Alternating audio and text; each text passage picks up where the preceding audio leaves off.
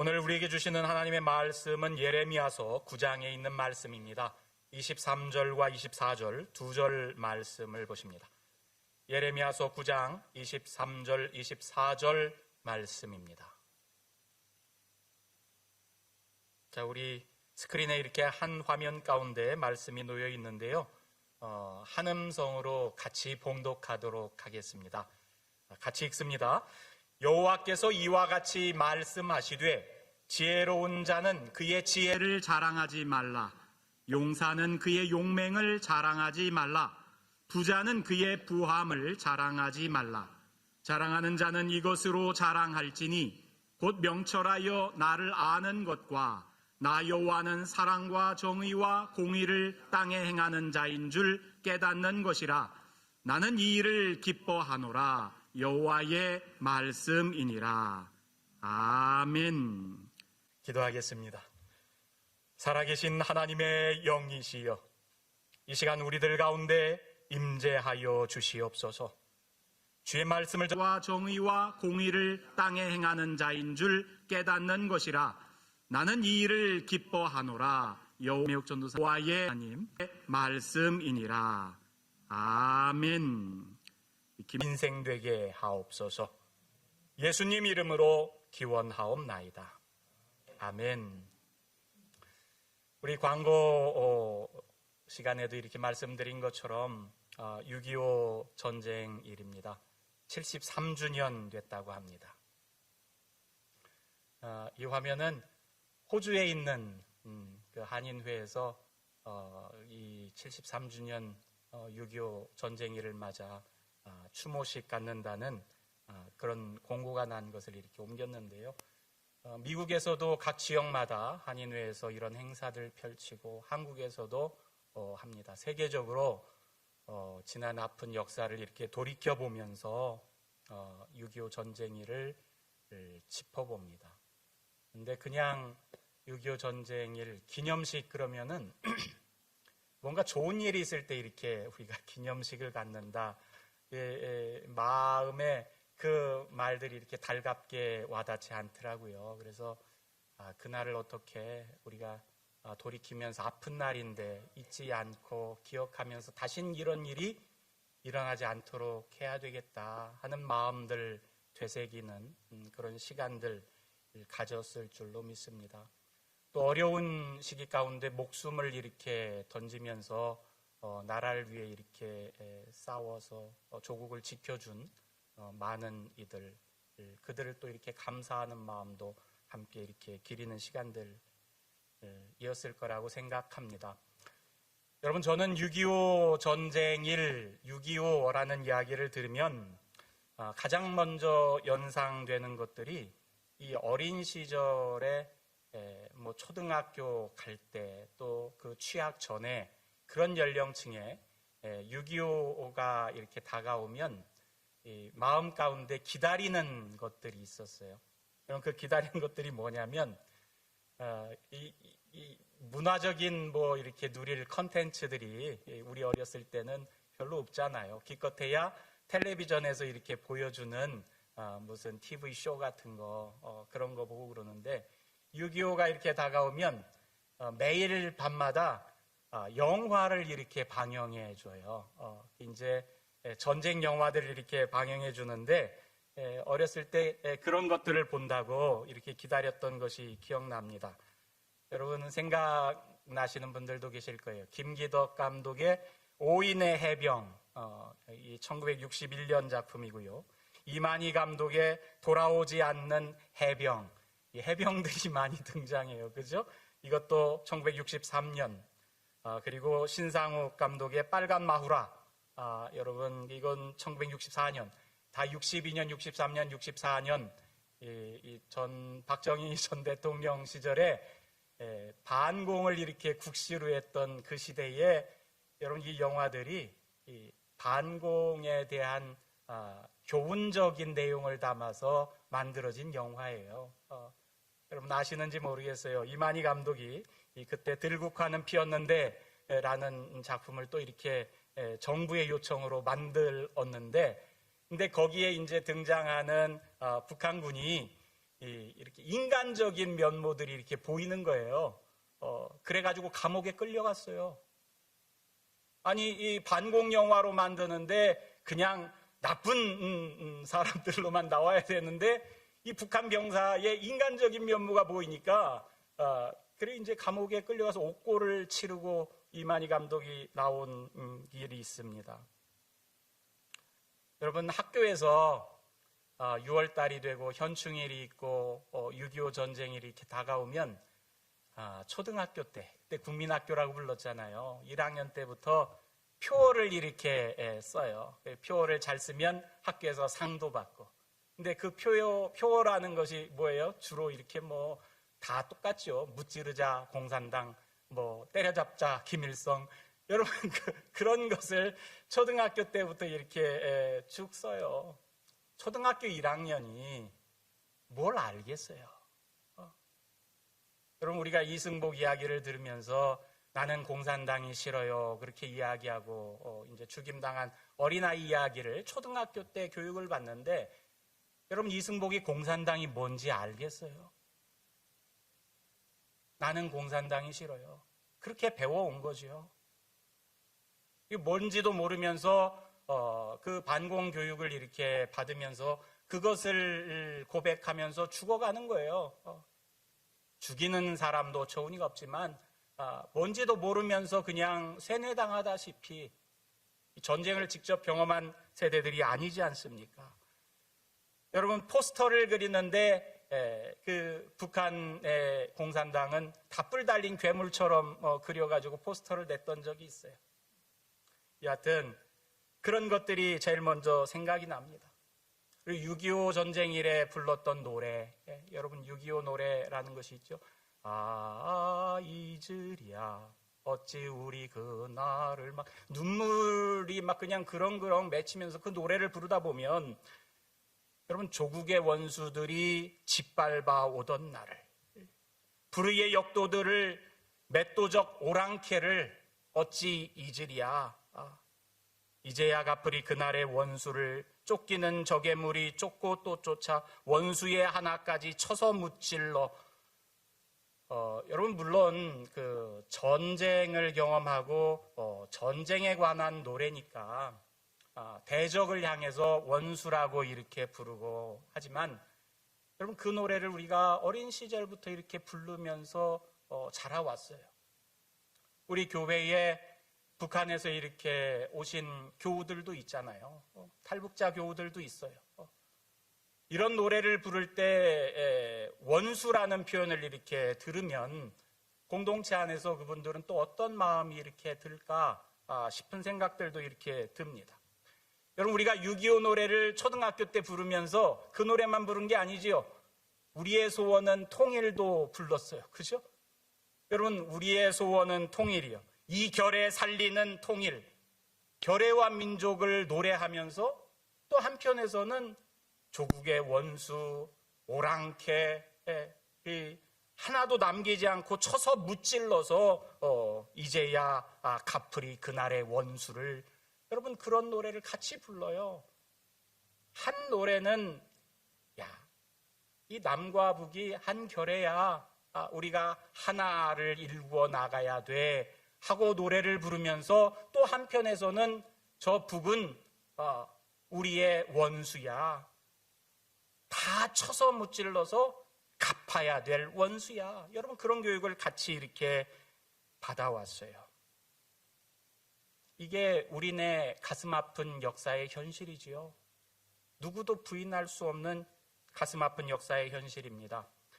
여러분, 6.25 전쟁을 이렇게 돌이켜서 통계를 이렇게 살펴보니까 6.25 전쟁을 통해서 이 남북한 희생자들, 부상자는 제가 이렇게 빼고 사망자, 실종자 그 숫자만 이렇게 담아놓은 것을 보니까 유엔군 포함해서 한국군은 여러분 총 17만 8천, 이 18만 명 가까운 숫자가 전사하죠.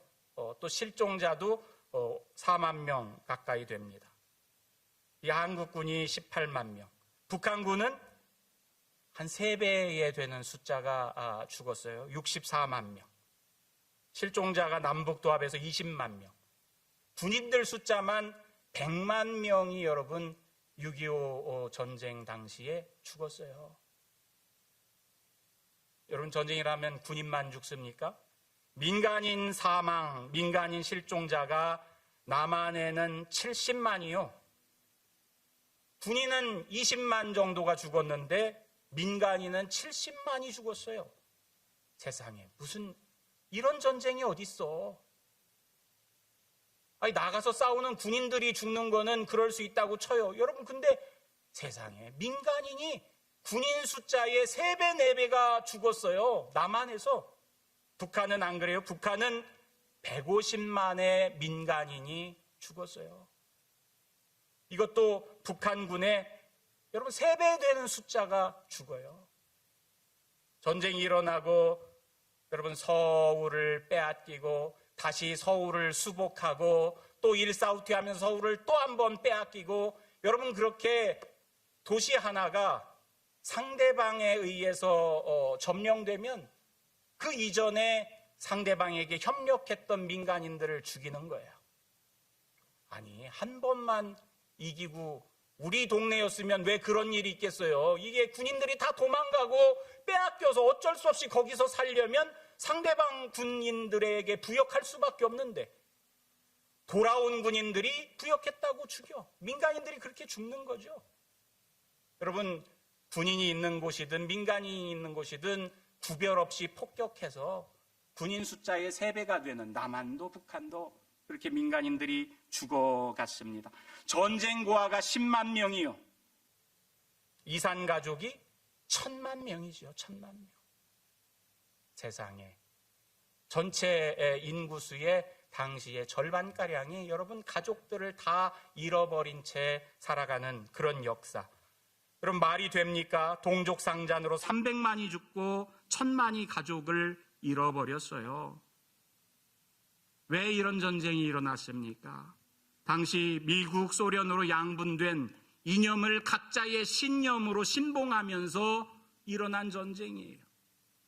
공산주의를 신봉하는 북한, 그리고 그 공산주의를 확장시키려는 여러분 소련, 중국, 여러분 남쪽에서는 자본주의 신념 가운데 살아가면서 그에 맞서는 또 이게 여러분 이념 전쟁 가운데 가장 먼저 등장한 희생당한 나라가 우리 대한민국 아닙니까?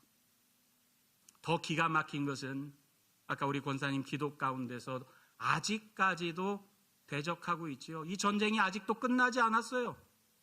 전쟁이 끝났어. 어디가 얼만큼 배상해. 너희들이 잘못했잖아. 뭐 정전협정이 일어나면서 이런 일들이 진행돼야 되는데 전쟁이 3년간 지속되니까 야, 우리 일단 휴전하자. 그리고 그 휴전 상태가 계속됩니다. 여러분 분단선을 휴전선이라고 그러잖아요. 아직도 전쟁 중인데 잠깐 쉬는 시기야. 70년 동안 지금 쉬고 있는 전쟁이에요. 아직 끝난 게 아니죠.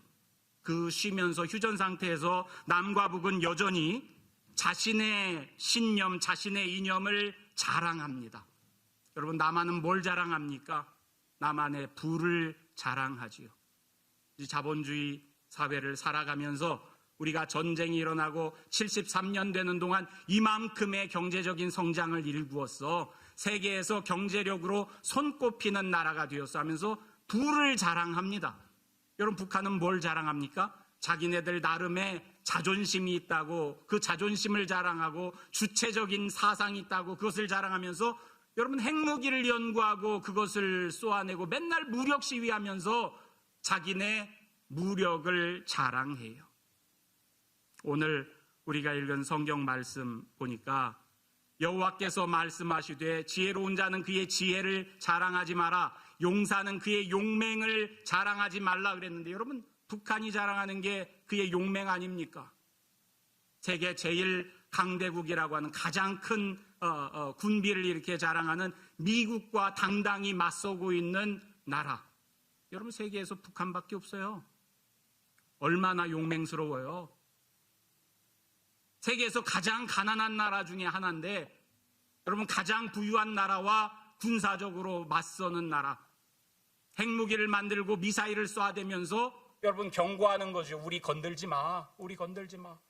그러면 같이 죽을지 몰라 하면서 여러분 용맹을 자랑하는 거예요. 여러분 나만은 부자는 그의 부함을 자랑하지 말라 그랬는데 여러분 나만은 자기의 경제를 자랑하는 거죠. 부함을 자랑하는 겁니다. 여러분 이 말씀이 작금의 북한과 작금의 남한에 대해서 하나님께서 예레미야를 통해 경고해 주는 말씀이라고 생각합니다. 지혜를 자랑하고 용맹을 자랑하고 부함을 자랑했던 사람들 어떻게 됐을까요? 하나님께서 이들을 다 벌하셨습니다. 우리가 읽은 말씀 바로 다음 구절인데 여호와의 말씀이니라 보라 날이 이르면 할례받은 자와 할례받지 못한 자를 내가 다 벌하리니 곧 애굽과 유다와 에돔과 암몬 자손과 모압과 그리고 광야에 살면서 살적을 깎은 자들이 이 귀민머리를 깎은 사람들 그런 말씀이 나옵니다. 여러분 애굽과 유다와 에돔과 암몬 모압 이 유다와 다 국경을 맞대고 있는 나라들이에요. 지도에서 보면 서로 이웃한 나라들입니다. 예언자 예레미야만이 아니라 많은 예언자들이 이사야도 에스겔도 호세아도 요엘도 아모스도 이 유다와 더불어서 주변 나라들에 대한 심판의 메시지를 담고 있어요. 그러면서 경고를 합니다. 예언자 오바댜는 이들 나라 중에서 특별히 에돔만 이렇게 꼭 집어가지고 에돔이 자랑스러워하는 것에 대해서 경고의 말씀을 보이고 하나님께서 너를 심판할 거야 하는 말씀을 전하는 예언자가 오바댜이에요. 여러분 지도에서 보면 유다와 에돔은 붙어 있어요. 그죠? 나라가 이렇게 두 개가 붙어 있습니다. 이웃국까지요. 남한과 북한 같은 거예요. 붙어 있어요, 두 나라가. 근데 두 나라의 기원을 보면 형제의 나라야. 여러분 각기 이삭의 아들인 야곱과 에서를 기원으로 발원된 형제의 나라가 바로 이 유다와 에돔입니다. 이스라엘은 야곱의 다른 이름이었잖아요. 하나님께서 야곱에게 주신 새 이름 이스라엘, 그리고 그 이스라엘의 12 아들들로 인해서 만들어진 나라가 여러분 이스라엘과 유다 아닙니까? 에돔은 에서가 시원이 되는, 여러분 에서의 다른 이름이 에돔이에요. 에돔이라는 말을 에서라고 이렇게 부르면서 성경에 에돔이 붉다는 뜻이다, 빨갛다라는 뜻이다. 에서가 붉었다, 털이 많고 붉은 사람, 그러면서 에서를 이렇게 묘사하잖아요. 근데 이 에돔이라는 나라는 실제로 땅이 붉어요. 그래서 이 에돔이라고 이렇게 부르는데, 이 그림에 보면은 이게 여러분 그 요르단에 있는 유명한 관광지지요. 이 성지순례에 가서 요르단을 가게 되면은 이 페트라라고 하는 곳을 이렇게 가요. 페트라를 보면 그랜드 캐년 같아. 꼭 협곡이 이렇게 있고요. 절벽들 사이에서 이렇게 사람들이 문화를 일궈내면서 이렇게 살아갑니다. 이 페트라라고 하는 유적지도 유명하죠. 이게 절벽에다가 깎아 만든 이런 이 종교적인 건물들, 그리고 저렇게 이제 삶을 살지요. 땅이 붉은 것은 여러분 철이 많다는 거죠. 철 성분이 산화될 때 붉은색을 이렇게 띱니다. 여러분 이 에돔 땅은요, 철기 문화가 팔레스타인에서 블레셋과 더불어 가장 많이 이렇게 발달한 그런 곳입니다. 용맹을 자랑하는 용사라는 표현이 이 에돔에 어울려요. 여러분 철기 문화로 철로 이렇게 칼을 만들면 다른 곳보다 여러분 문화적으로 군사적으로 앞서가는 거죠. 그리고 이곳 에돔은 왕의 대로라고 부르는 킹스 하이웨이 이렇게 부르는 당시 메소포타미아와 그리고 이제 이집트 사이에 무역로 같은 거예요. 그러면 낙타에 많은 짐들을 싣고 이렇게 대상들이 이 왕의 대로라고 하는 무역로를 지나가면서 무역을 합니다. 그 중간에 있는 나라가 이집트와 저 메소포타미아 사이에 중간에 있는 나라가 바로 이 에돔이에요.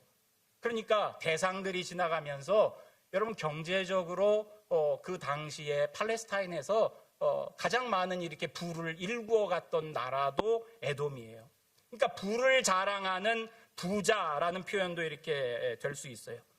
여러분 오바댜에 보면 이 에돔에 대해서 심판의 메시지를 전하며 너의 마음의 교만이 너를 속였다. 바위 틈에 거주하며 높은 곳에 사는 자여 네가 마음에 이르기를 누가 능히 나를 땅에 끌어내리겠느냐? 누가 나를 능히 땅에 끌어내리겠느냐? 이 절벽 높은 곳에서 살아가면서 천혜의 요새처럼 있으니까 다른 나라가 함부로 이렇게 침략해가지고 점령할 수 없는 곳, 그래가지고 교만하고 자기네들이 군사적으로도 앞선 문화를 가지고 있고 또 경제적으로도 부를 누리고 있으니까 이 교만의 상징으로 에돔을 이렇게 이야기합니다. 누가 나를 저 절벽 높은 곳에서 땅으로 끌어내리겠느냐? 이렇게 이야기하는 것을 여러분 이게 자신들의 지혜를 자랑하는 지혜로운 사람들의 이야기로 우리가 들을 수 있어요. 지혜를 자랑하지 마. 너희들 용맹을 자랑하지 마. 너희들 부를 자랑하지 마. 그랬는데 여러분 이 에돔은 그 모든 것들을 자랑했던 나라. 아까 보니까 유다와 에돔이 이렇게 붙어 있었는데 창세기에 보면 야곱과 에서가 사이가 좋았어요?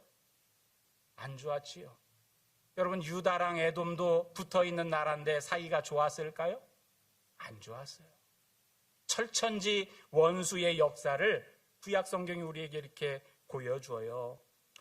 여러분 그 첫 번째 유다와 이스라엘과 에돔 사이의 관계가 보여지는 곳이 민수기에 이렇게 등장합니다.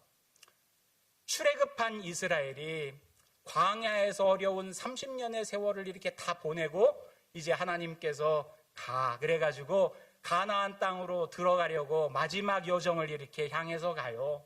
그래서 저 시내산, 시내광야, 바란광야 그런 고생 다 하고 나서 이제 가나안 땅에 들어갈 찰나인데 여러분 이 아래에서 이집트에서 올라와서 바로 직접 이렇게 가나안 땅으로 갈 수가 없어요. 거기 네게브 사막이라고 사막이 가로막고 있으니까 갈 수가 없고 그 요단강 사해 그것을 둘러서 동편으로 돌아가지고 이렇게 가야지 돼. 근데 돌아가지고 가려면 에돔이라는 나라를 지나서 가야 됩니다. 그래서 민수기 20장에 보면 모세가 에돔 왕에게 사신을 보내서 간청하지요. 우리에게 당신의 땅을 지나가게 해주세요. 우리에게 당신의 땅을 지나가게 해주세요. 우리가 이 광야에서 40년 고생하고 이제 가려고 하는데 좀 봐주세요. 그러면서 그동안의 고생 얘기를 해가면서 우리가 좀 지나가게 해주세요. 그렇게 이야기를 해요. 여러분 아까 사진에 봤듯이 높은 절벽이 있고 그랜드 캐년처럼 협곡이 있고 그러니까 이 지나가는 길이 아니면 여러분 그랜드 캐년에서 사우스림, 노스림 그 뺑 돌아서 가려면은 얼마를 돌아야 돼요. 마찬가지요. 그러니까 좀 질러 갈 수 있게 해주세요. 그러는데 여러분 에돔 왕이 뭐라 그래요? 승낙을 안 하지요. 모세가 사정을 해요. 우리가 밭으로 포도원으로 가지 않을게요. 그냥 길로만 갈게요. 우리가 우물물도 마시지 않고 갈게요. 왕의 큰 길로만 지나갈 테니까 좀 봐주세요. 왼쪽으로 오른쪽으로 치우치지 않고 그냥 길로만 우리 민족이 가겠습니다. 만일 우리가 갈 때 우리들 중에 누군가가 또 우리 가축들이 물을 마시면 물값도 낼게요. 우리가 그냥 걸어서 갈 테니까 아무 일도 없을 테니까 보내주세요. 그랬는데 허락을 안 해요. 에돔 왕이 이같이 이스라엘이 그 영토로 지나감을 용납하지 아니하므로 이스라엘이 그들에게서 돌이키니라. 그래가지고 여러분 여기 에돔을 지나가면 바로인데 다시 밑으로 내려가가지고 이렇게 뺑 돌아서 가는 그런 상황을 맞아요. 그러니까 이스라엘 백성들이 얼마나 불평이 많아지겠어요. 이 일을 겪고 나서 여러분 백성들이 막 모세에게 불평하는 거예요. 아니 이제 들어갈 줄 알았는데 또 헤매게 생겼어. 그 불평할 때 여러분 하나님이 불뱀을 보내서 이스라엘 백성들을 죽게끔 하지요. 그 불뱀이 있을 때 모세가 여러분 장대에 놋뱀을 매달아서 이거 쳐다보면 산다 그러고서는 여러분 그 일을 경험한 이 호르산 사건이 이 일 다음에 일어나는 거예요. 그러니까 에돔 왕이 허락만 해줬으면 사실 놋뱀 사건도 일어날 일이 없어. 불평이 일어날 일도 없지요. 그러니까는 이스라엘 사람들이 죽은 이유 가운데 하나가 저 에돔 왕이 길을 안 내줘서 그래. 이게 이제 첫 번째 관계예요, 둘 사이에. 그러니까 이스라엘 백성들이 에돔 사람들을 미워하지요. 미워해.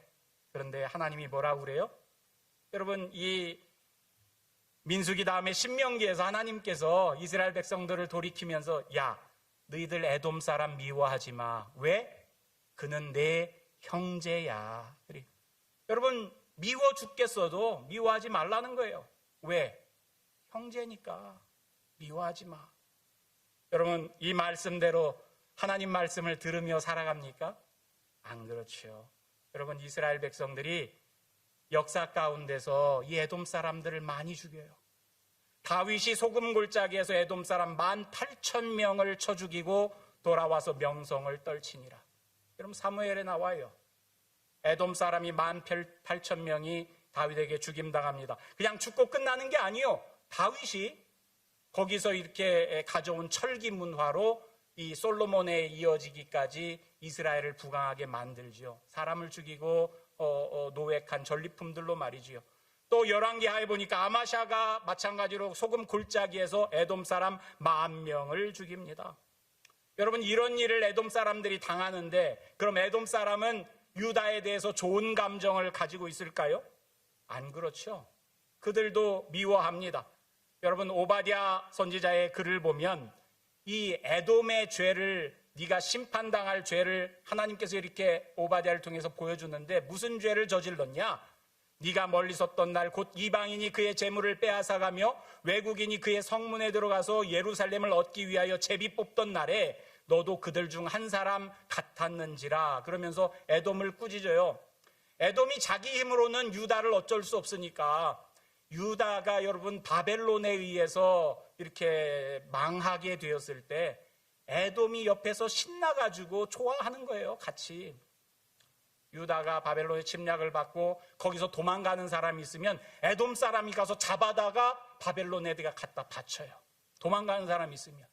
여러분, 예루살렘이 이렇게 성읍이 무너지게 될 때 이 에돔 사람들이 가서 거기서 재물을 노략해 가기도 합니다. 그래서 재앙의 날에 너희들이 방관했지. 너희들이 유다 자손이 패망하는 날에 기뻐했지. 너희들이 유다의 고난의 날에 입을 크게 벌리면서 좋아했지. 내 백성이 환난당하는 날에 너희들이 그 성문에 들어가서 고난을 방관하고 재물에 손을 댔지. 도망하는 자를 너희들이 막았지. 여러분, 이렇게 예언자를 통해서 에돔이 저 바벨론의 힘을 빌어서 복수 비슷한 것을 이렇게 할 때 징계를 내려요.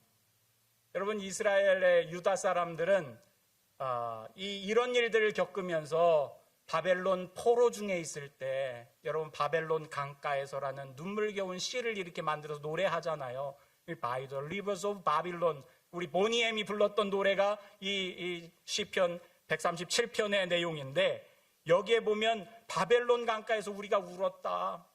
이 바벨론 사람들이 우리들을 데려다가 이 세상에 시온에서 불렀던 찬송가를 지들 앞에서 재롱처럼 이렇게 부르라고 시킨다. 그러면서 막 얼마나 억울한지 안쓰러운지 그 바벨론 사람들을 원망을 하지요. 멸망할 딸 바벨론아, 네가 우리에게 행한 대로 네게 갚는 자가 복이 있으리라. 네 어린 것들을 바위에 메어치는 자는 복이 있으리로다. 그러면서 바벨론을 저주하는데, 근데 이상하게 이 바벨론에서 당하는 치욕 가운데 바벨론에 대한 저주만 있는 게 아니라 이 시 가운데 에돔에 대한 이야기가 한 구절 들어가요. 여호와여, 예루살렘이 멸망하던 날을 기억하시고 에돔 자손을 치소서. 그들의 말이 헐어버리라 헐어버리라 그 기초까지 헐어버리라 하였나이다.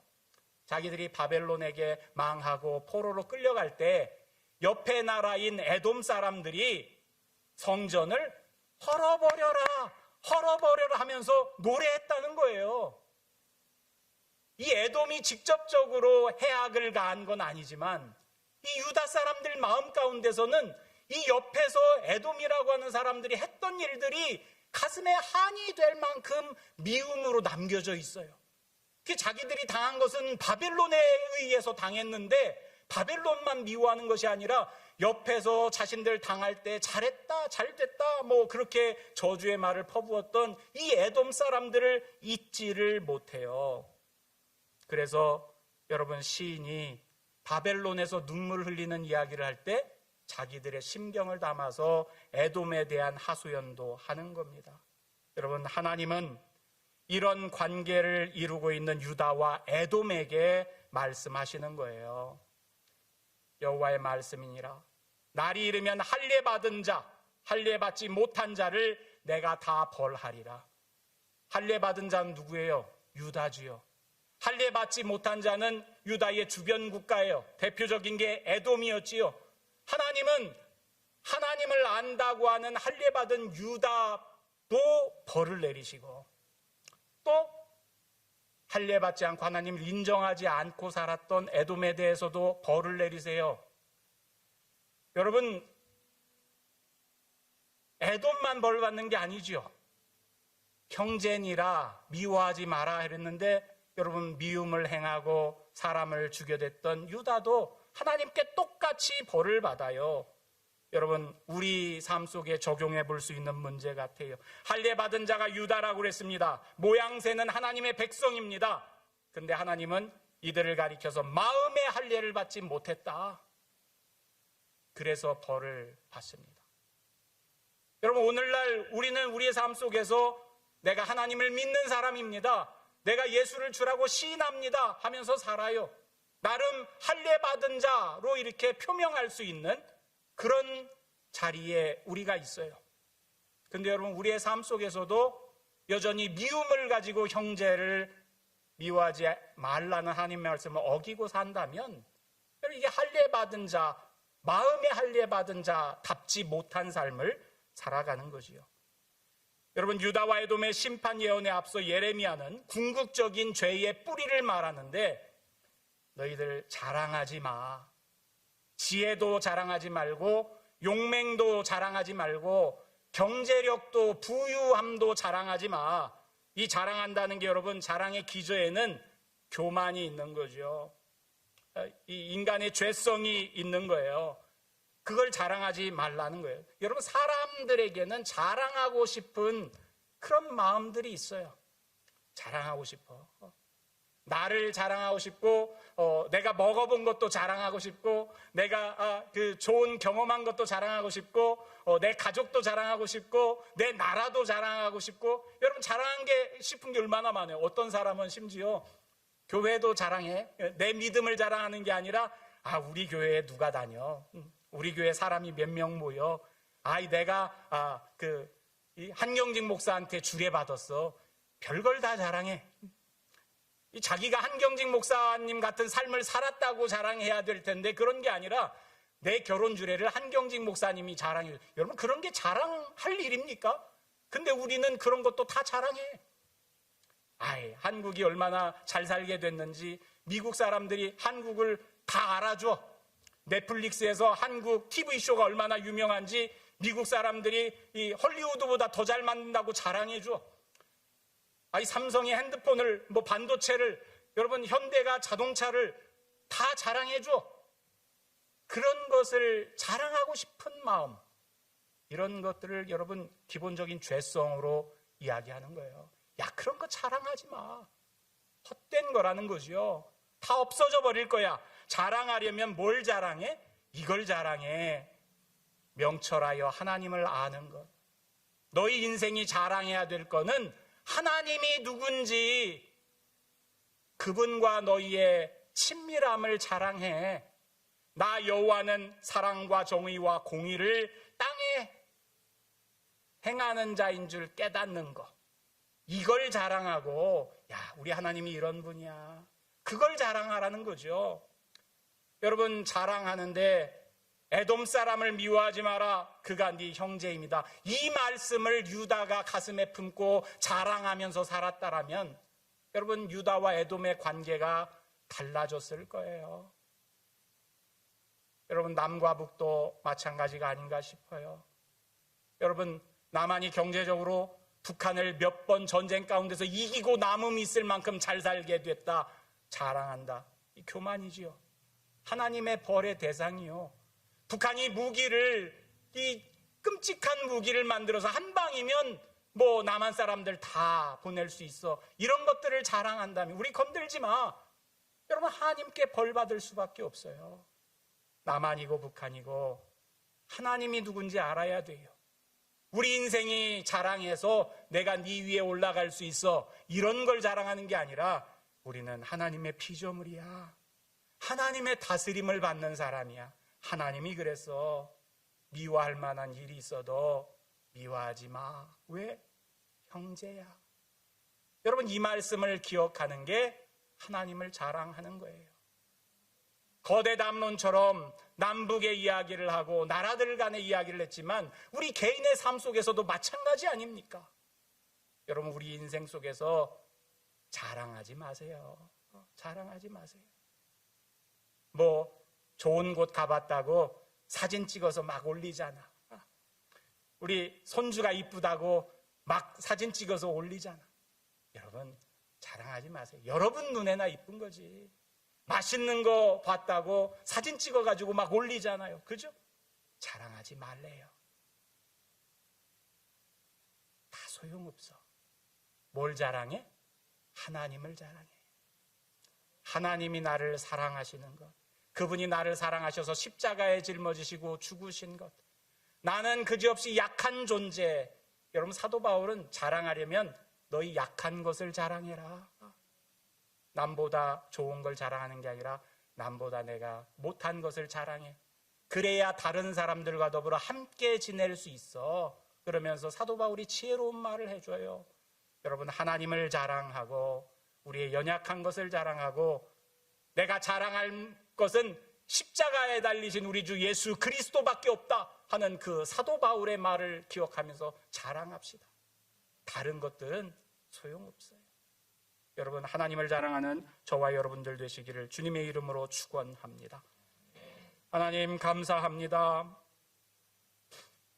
우리의 역사를 돌아보면 주 앞에서 다 죄악투성이인데도 하나님께서 우리를 쉬벌하지 아니하시고 다시금 기회를 주시며 형제를 사랑하며 살아갈 수 있도록 인도하여 주시니 감사합니다.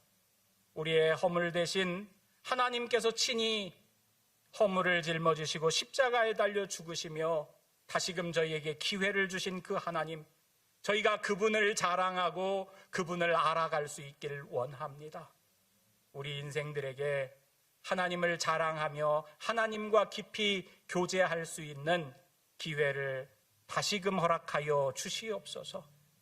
우리 남과 북, 불쌍한 나라 백성들, 하나님 긍휼히 여겨주시고 저들이 가진 것을 내세우고 자랑하는 것이 아니라, 저들의 이념을 자랑하는 것이 아니라 하나님의 피조물이고 연약한 존재인 것을 자랑하며 화평을 이룰 수 있게 하여 주시옵소서.